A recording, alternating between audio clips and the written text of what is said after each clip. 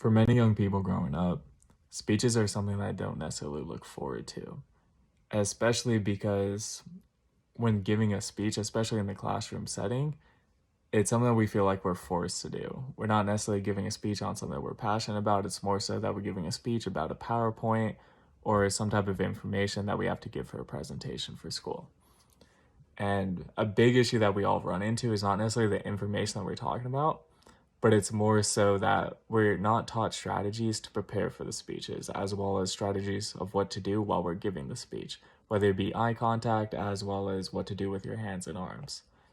So for my main points, I'm gonna be going over one, why I didn't like speeches at first growing up, two, what strategies I learned to help me get through this issue, and three, how these strategies will help me in the future with future speeches that I give, of course.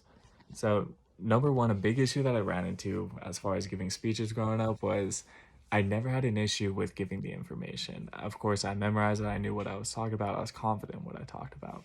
However, though, a big issue that I ran into was that I didn't know what to do with my eyes as well as what to do with my hands and arms.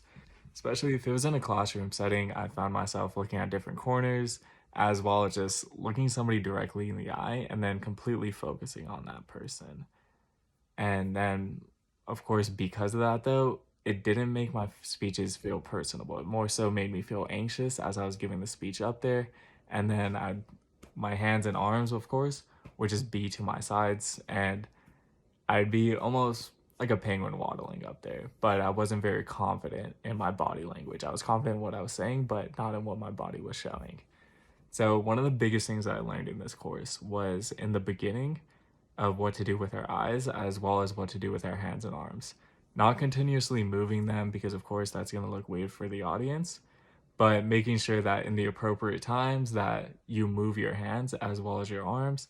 And in regards to eye contact, something that I learned is that it's good to look at people's foreheads if you have a large audience because it makes the speech feel personable, but not too personal where you're staring at somebody in the eyes.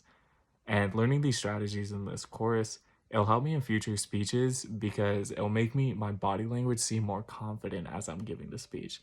And of course, the more confident you seem to the audience, the more believable the speech is going to be for them.